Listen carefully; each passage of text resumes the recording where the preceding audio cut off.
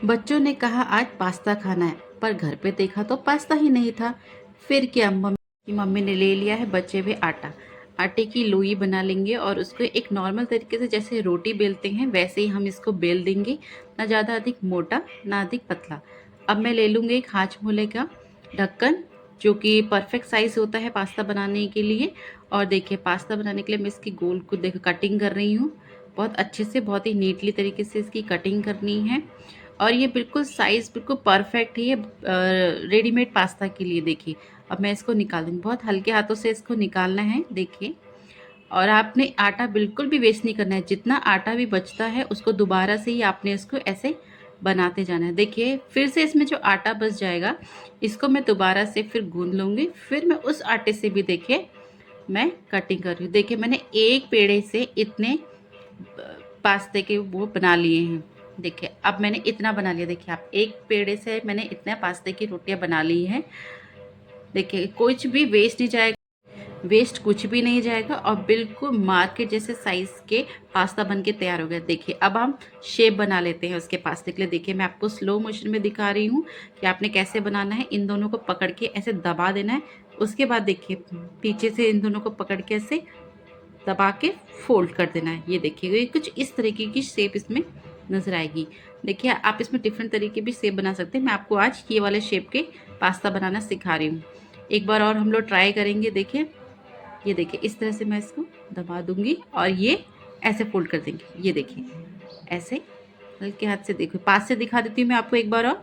ये देखिए ऊपर से इस रोटी का से दबा देंगे और इसको ऐसे, कोई बात नहीं खुल जाए कोई बात नहीं, तो उसको दबा दीजिए दोबारा। फिर मैं इसको दोबारा से ऐसे कर दूंगी। देखिए ये देखिए इतनी आसानी से आप देखिए इसको घर में ही बना सकते हैं।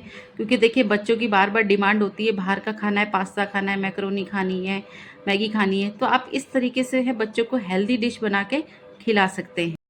देखिए इस तरीके से मैंने ये पूरी बना के तैयार कर दी है। देखिए थोड़ा सा डस्टिंग किया है ताकि वो चिपके ना। अब हम करेंगे इसमें, मैंने देखिए पहले से ही मैंने एक कढ़ाई में ऑयल, नमक और तेल डाल के जो है पानी बॉईल कर दिया है।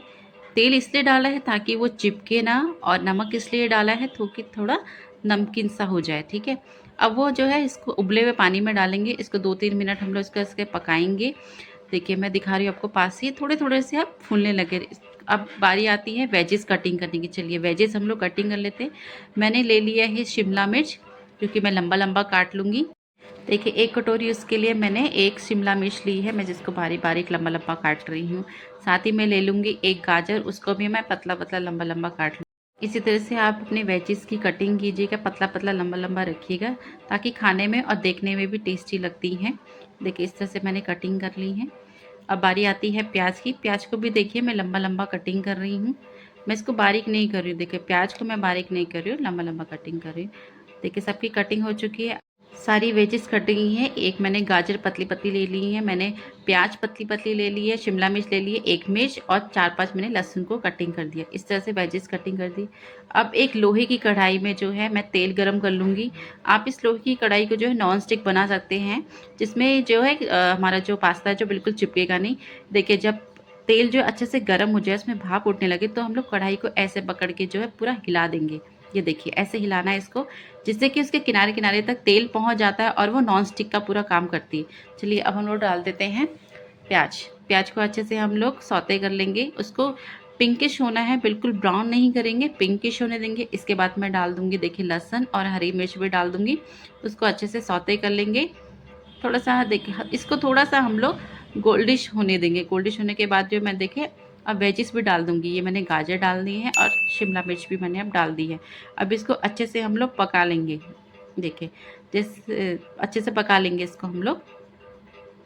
अब बारी आती है हमारे पास्ता। ये देखिए पास्ता को मैंने जैसे अब डाल दिया इसमें पास्ता, हल्के हाथों से इसे मिलाएंगे। अब डाल देती हूँ मैं थोड़ा सा सोया सॉस। देखिए फिर मैं डाल दूँगी थोड़ा सा खटाई के लिए सिरका सॉस। फिर डालूँगी 1 चम्मच थोड़ा सा नमक डाल दूँगी स्वाद अनुसार।